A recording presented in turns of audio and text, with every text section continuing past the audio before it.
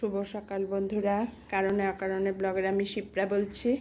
এই morning walk করে বাজার নিয়ে বাড়ি ফিরলাম। বাজার দেখো, হাঁপিয়ে গেছি। এত ওয়েট ক্যারি করা। এনেছি কলমি শাক। কলমি শাকটা খুব ভালো খায় সবাই, তাই কলমি শাকটাই আনি। সপ্তাহে একদিন করে করি, 2 দিন 3 দিন হয়ে যায়। এনেছি পেঁপে, পাকা পেঁপে, এনেছি তালশাঁস শেষ প্রায়, এই জামাই ষষ্ঠীর পর আর পাওয়া যাবে না, কয়েকদিন পর।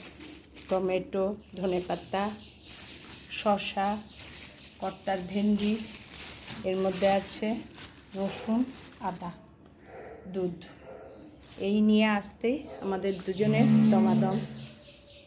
আমার বাজার দেখিয়ে দিনটা শুরু করলাম, তারপর দেখতে থাকো কি করি কি না করি।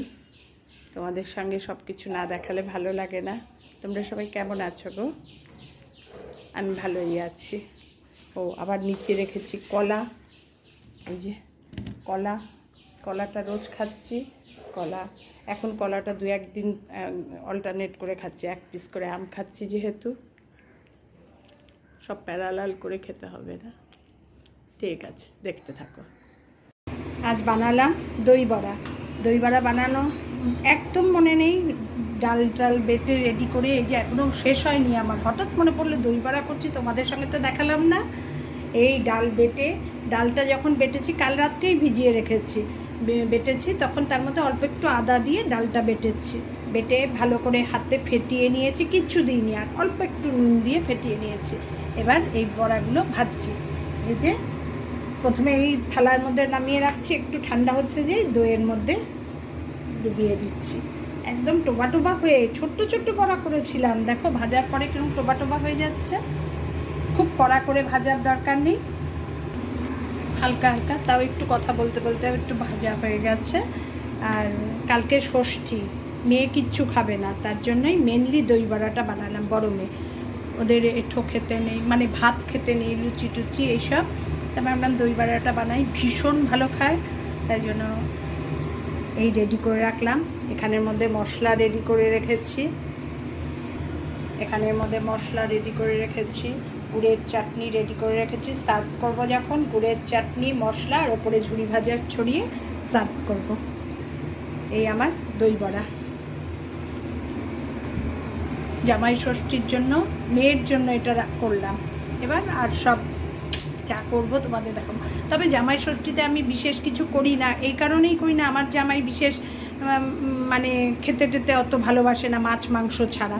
তা কালকে আর মাংস করব না, মাছই করব, কারণ আমাদের জামাই ষষ্ঠীর খাওয়া দাওয়া হবে হোটেলে, রেস্টুরেন্টে গিয়ে।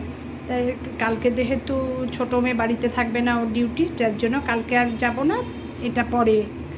কালকে টুকটাক কিছু রান্না করব, যাই করব তোমাদের সঙ্গে শেয়ার করব। আমার দই বড়া তোমাদের কেমন লাগলো?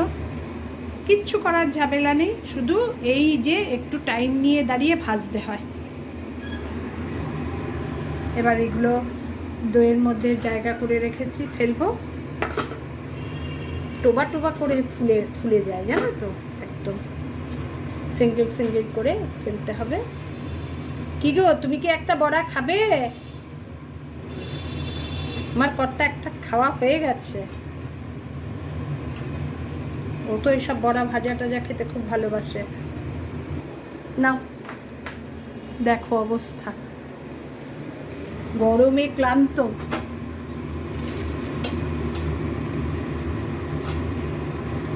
কমপ্লিট হলো আমার ভাজা। এবার এগুলো দইয়ে চোবাবো। আর প্রতিবার গরমের মধ্যে আমি 1 দিন 2 দিন করি, এবার 1 দিনও করিনি। এবার ঘুরুতে পেয়েছে না আমাকে, তার জন্য আর করার সময় পেলাম কখন। গেলাম নেপাল থেকে এসেই দৌড়ালাম আবার মানে সিঙ্গাপুর, বালি, এই তো ফিরলাম। তো যাই হোক, তোমাদের দেখালাম দই বড়া আমার। এইভাবে বানিয়ে খেও, খুব একটা ঝামেলার কিছু নেই। তবে এই যে স্টিল স্ট্যান্ডিং, এবার যখন বড়াগুলো তুলে দেব, তখন আলাদা আবার দই ফেটিয়ে রাখবো। দই ওপরে দিয়ে গুড়ের চাটনি, মশলা, ঝুরি ভাজা দিয়ে সার্ভ করবো যখন তোমাদের আবার দেখাবো। আজ আমাদের লাঞ্চ মেনু দেখো, চিচিঙ্গা, গন্ধলেবু, ভেন্ডি সেদ্ধ, তারপর ওটা হচ্ছে কারি, বেসনের বড়া দিয়ে করেছিলাম যে, আবারও ঠিক তাই।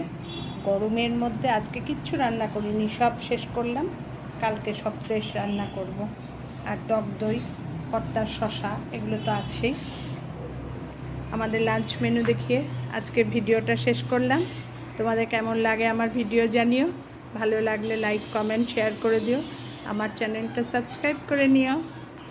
টাটা, শুভ দুপুর।